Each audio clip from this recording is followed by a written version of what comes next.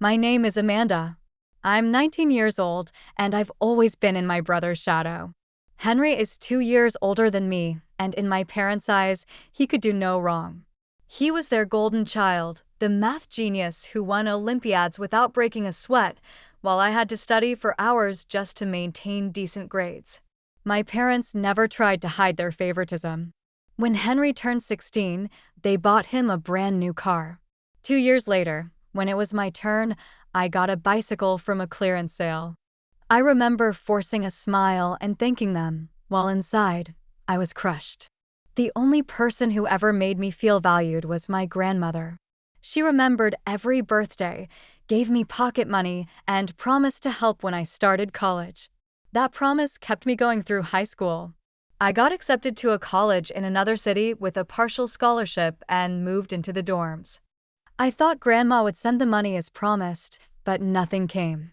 When I asked my mom about it, she flipped out. "How selfish can you be?" she screamed at me over the phone. "Grandma's having money problems right now. You should be ashamed of yourself for asking. Get a job instead of begging." So, I did. I started working at a cafe near campus, which helped with food since they sometimes gave me free meals and let employees buy yesterday's unsold items at a discount. But it wasn't enough to cover all my expenses, so I picked up a second job writing content for websites.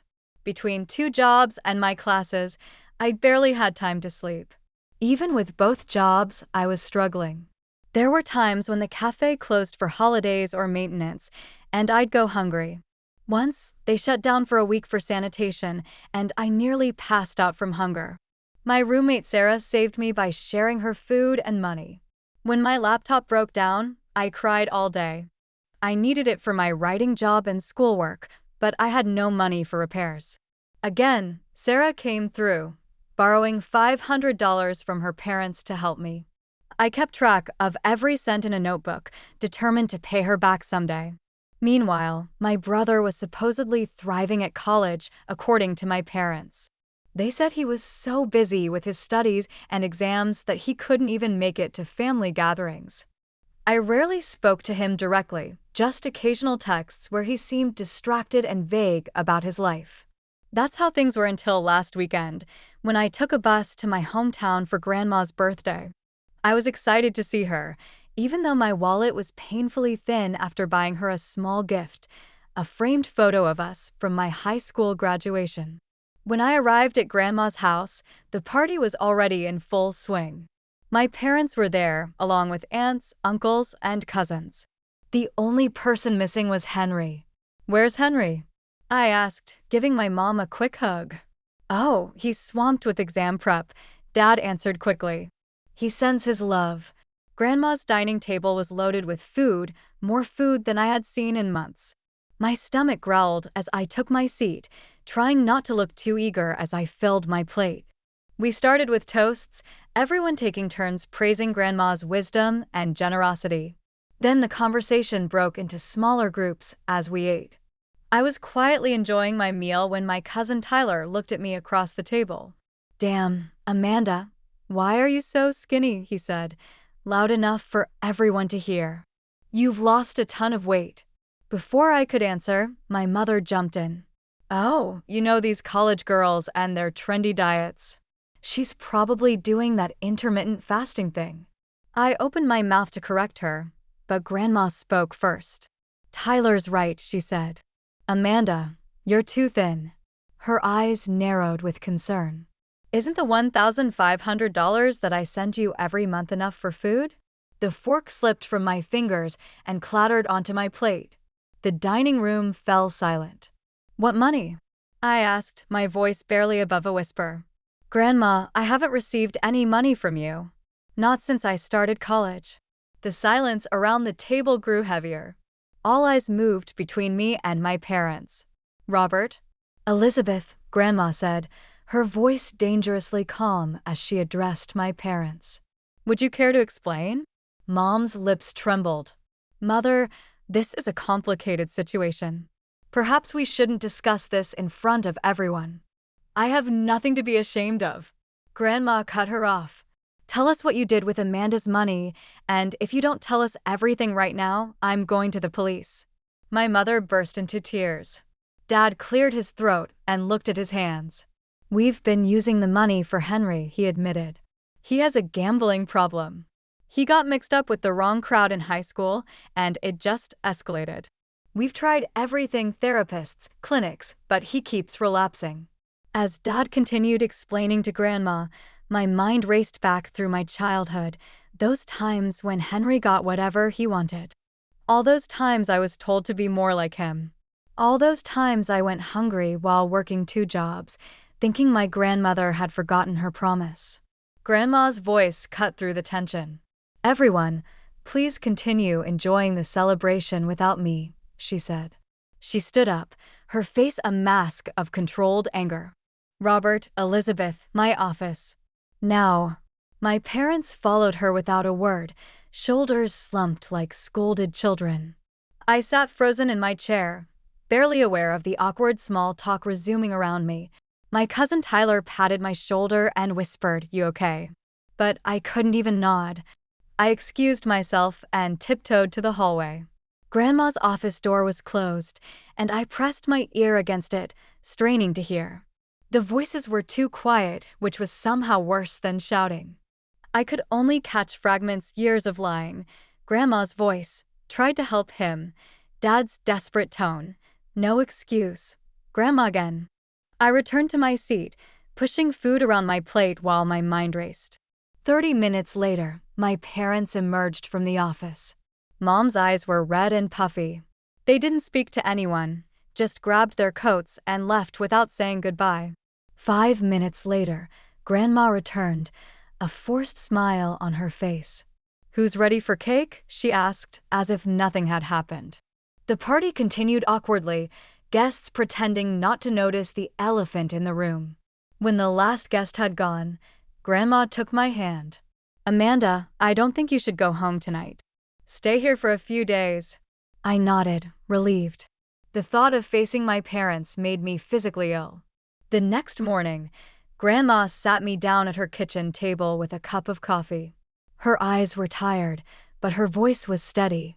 "I need to tell you everything I learned from your parents yesterday," she said. "I never directly paid for yours or Henry's tuition. I gave the money to your parents because I trusted them. I didn't want to deal with bank transfers. It seemed too complicated at my age." She took a sip of her coffee. "You got a partial scholarship. Instead of the $100,000 for your education, it only cost $40,000. They pocketed the other $60,000 and spent it on Henry." My hands trembled around my mug. "There's more." Grandma looked me straight in the eyes. "Henry never went to college." I nearly spilled my coffee.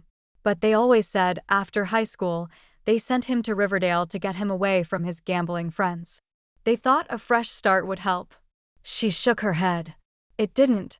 He found new friends with the same bad habits. So all those times they said he was busy with exams, lies?" I asked, still in disbelief. "I gave him $80,000 for his education, too." Grandma's knuckles were white around her mug.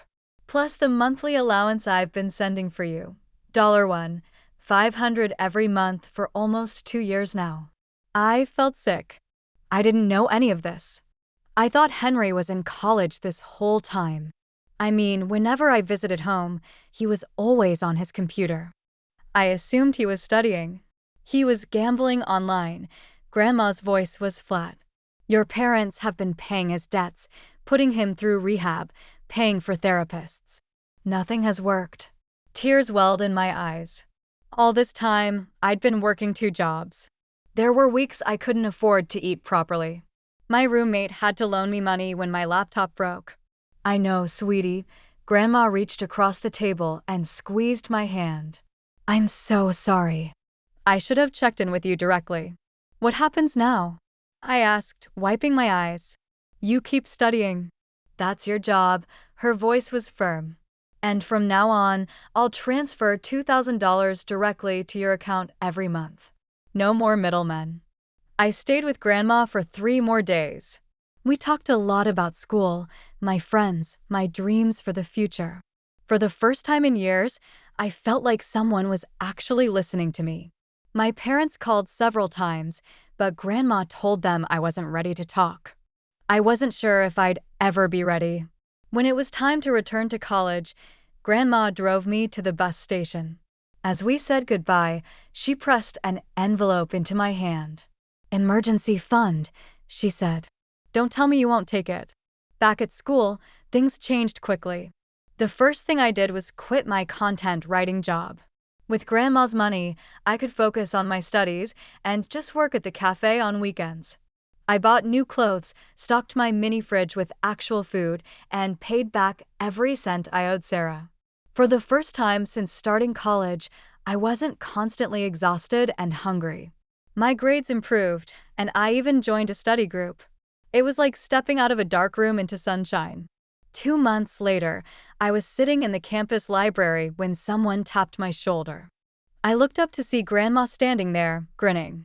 "Surprise inspection," she announced, loud enough to earn us a glare from the librarian. "Grandma." I jumped up and hugged her. "What are you doing here?" "Just making sure at least one of my grandchildren actually goes to college," she winked. "Let's get lunch. I have something to tell you." Over sandwiches at the campus cafe, Grandma dropped another bombshell. "I've rewritten my will," she said casually, as if commenting on the weather. "You're my sole heir now." I nearly choked on my iced tea. "What?" "Why? Your parents have already received over $250,000 from me. That's their share." She took a bite of her sandwich. "I've informed them of my decision. They weren't happy, but frankly, I don't care." "Grandma, I don't need." "It's not about need, Amanda. It's about trust. I trust you to use what I leave behind wisely." She looked at me proudly. "You've handled hardship with grace." "That says a lot about your character." I didn't know what to say. After years of being the forgotten child, the also-ran, suddenly I was being seen. It was overwhelming. "Thank you, I finally managed." "Don't thank me yet." Grandma's expression turned serious. "Your parents might try to pressure you about this. Be prepared." She was right. A week later, Mom and Dad showed up at my dorm unannounced. Sarah took one look at their faces and made herself scarce, mumbling something about a study session. "We need to talk," Dad said, sitting awkwardly on my desk chair, while Mom perched on Sarah's bed. I stared at my parents, these familiar strangers, sitting in my dorm room. Mom looked thinner than I remembered, with dark circles under her eyes. Dad's hair seemed grayer. "What do you want?" I asked, my voice colder than I intended. Mom leaned forward. "We need you to talk to Grandma about the will." "No." "Hello?" "No, how are you?" I crossed my arms. Not even an apology? Just straight to what they wanted from me? Why would I do that? "Because we're your parents," Dad said, as if that explained everything.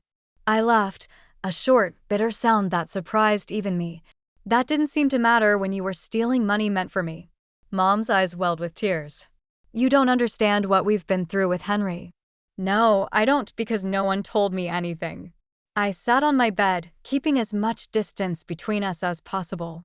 "All I knew was that I was struggling to survive, while you were telling me how great Henry was doing at college. I was starving. I was working 2 jobs and still couldn't make ends meet." "You're exaggerating," Mom said dismissively. "I'm sure it wasn't that bad." Something inside me snapped. "Not that bad?" "Let me tell you what not that bad looks like, Mom. It looks like finishing leftover food off customers' plates at the cafe because I was so hungry. It looks like wearing the same 3 outfits for 2 years because I couldn't afford clothes. It looks like crying myself to sleep because my laptop broke and I had no money to fix it." Mom paled but quickly recovered. "Your brother needed help. He has an addiction. It's a disease. And what about me?" I shot back. What was I supposed to do? Just suffer quietly while you lied to everyone? Dad tried a different approach. "Amanda, please. Just tell Grandma that you've been fine all this time. Tell her we've been supporting you adequately." I stared at him in disbelief. "You want me to lie for you after everything?" "We're family," he said, as if that settled it. "Family doesn't do what you did to me." I stood up, shaking with anger. I lost 20 pounds my first semester. Sarah had to loan me money for food. There were days I was so dizzy from hunger I couldn't focus in class. Well, maybe you should have called us if things were so bad, Dad said. I did call. I begged for help, and Mom told me to get a second job because I was lazy. A tense silence filled the room. Mom looked away, unable to deny it. Henry is your brother, she finally said quietly. He needs us. And I don't. My voice cracked. I've always been an afterthought to you too. Henry got a car, I got a bike. Henry got praised for minimal effort. I got ignored despite working my ass off. Henry got all your attention, all your money, all your love. That's not true, Dad protested weakly. Isn't it? Be honest for once.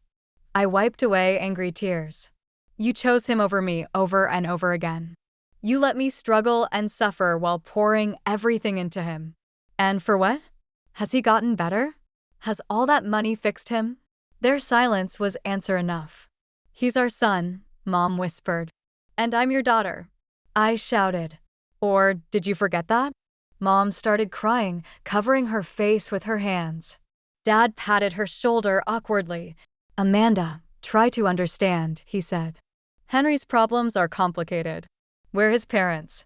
We can't just abandon him. I took a deep breath, trying to calm down. I understand. Henry needs help. But you chose to help him by hurting me. That was your decision. Mom looked up, mascara streaking her cheeks. What are we supposed to do now? Henry's in trouble again. He owes money to some very dangerous people. We need Grandma's help. That's not my problem, I replied, surprising myself with how much I meant it. How can you be so cold? Mom asked. He's your brother. A brother I barely know anymore. A brother you prioritized over me my entire life. I walked to the door and opened it. I'm not talking to Grandma about the will. You made your choice. Now live with it. You're being selfish, Mom said, standing up. Something inside me broke at those words, the same ones she'd used when I'd asked about Grandma's promised money.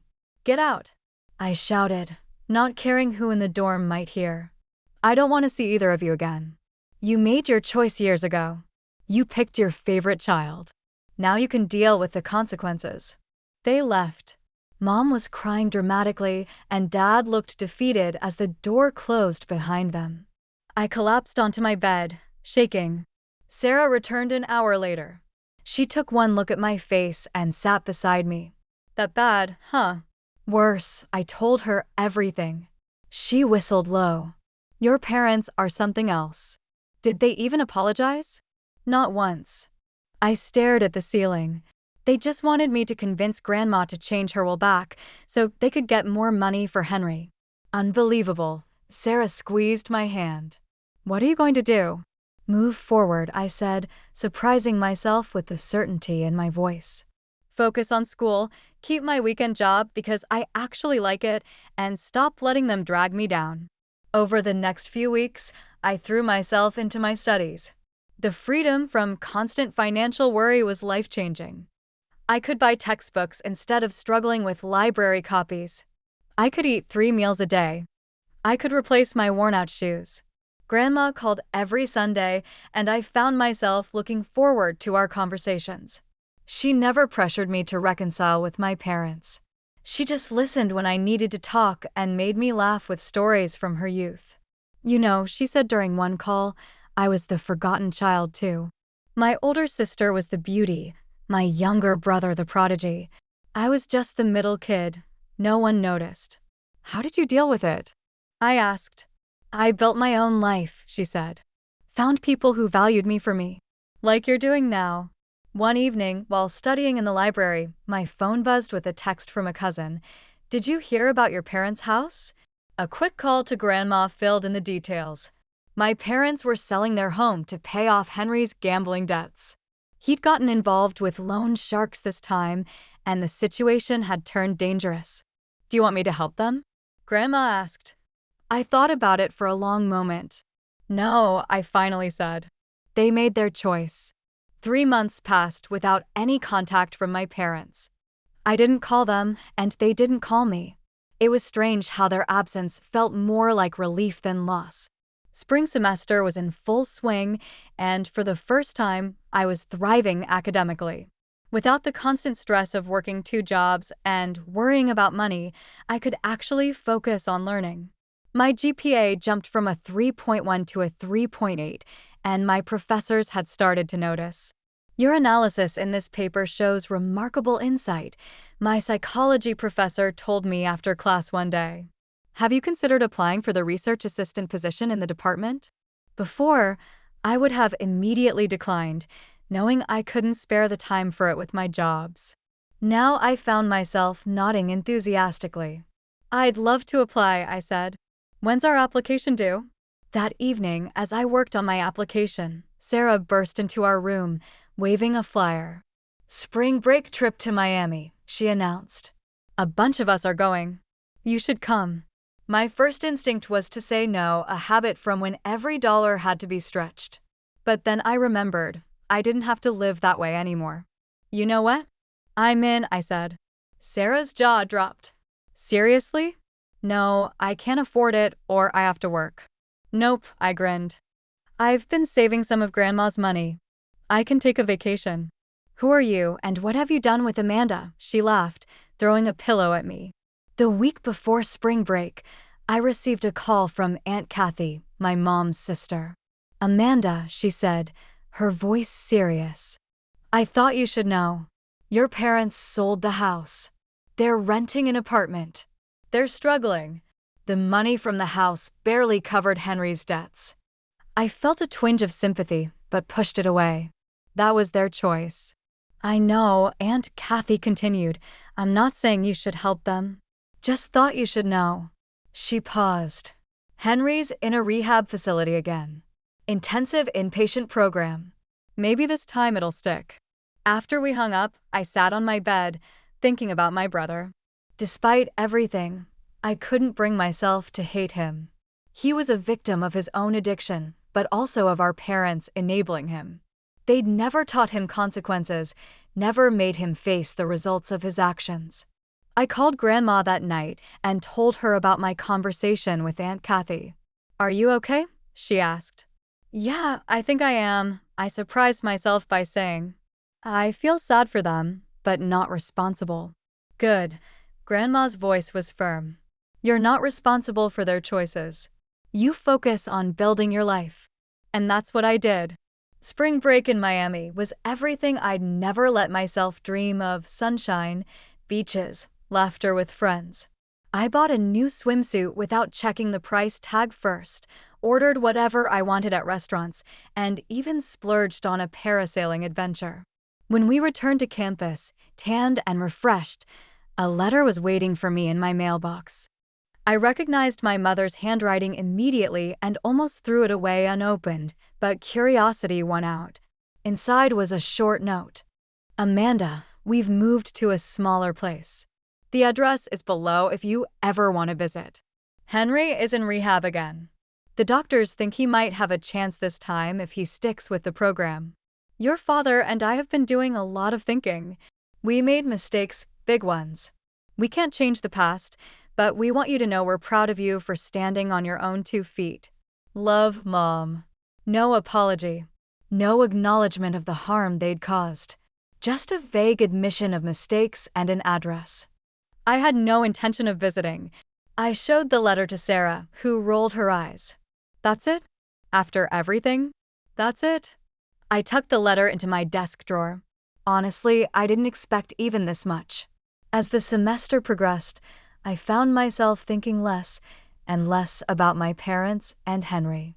I was too busy with my classes, my weekend job at the cafe, which I kept because I genuinely enjoyed it, and my new position as a research assistant. Grandma visited again in late April, taking me shopping and to a fancy dinner. How are you really doing? She asked over dessert. I'm good. Really good. Actually, I smiled. I never knew life could be this uncomplicated. That's how it should be at your age. She reached across the table and squeezed my hand. Your only job right now is to learn and grow. I got a letter from Mom, I told her. Grandma's eyebrows rose. And no real apology. Just an update that they've moved and Henry's in rehab again. Are you going to respond? I shook my head. Not now. Maybe someday, but I'm not ready. That's fair. Grandma nodded. You take all the time you need. As final exams approached, I threw myself into studying.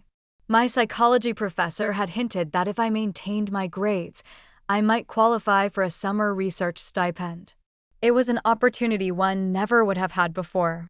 One evening, as I was walking back to my dorm from the library, my phone rang. Unknown number. Hello. I answered cautiously. Amanda, a male voice said, vaguely familiar. It's Henry. I'm calling from the rehab center. Part of my recovery is making amends. I sat on a nearby bench, unsure what to say. I know what Mom and Dad did, he continued when I didn't speak, using your money for my gambling. I just wanted to say I'm sorry. I didn't know at the time, but that doesn't make it right. No, it doesn't, I agreed. I'm not asking for forgiveness. His voice was steady. I just wanted you to know that I understand what happened, and I'm sorry for my part in it. After we hung up, I sat on that bench for a long time, watching students walk by. Some looked stressed, others laughed with friends. Normal college life going on all around me, the life I finally had a chance to experience fully. I thought about Henry's call. It was the first genuine apology I'd received from anyone in my family. I didn't know if he would stay clean this time or if my parents would ever truly understand the harm they'd caused. But for the first time, I realized it didn't matter. My life was no longer defined by their choices. I had my own path now, one with opportunities, friendships, and a future limited only by my own ambitions. Whatever happened with my family, I would be okay.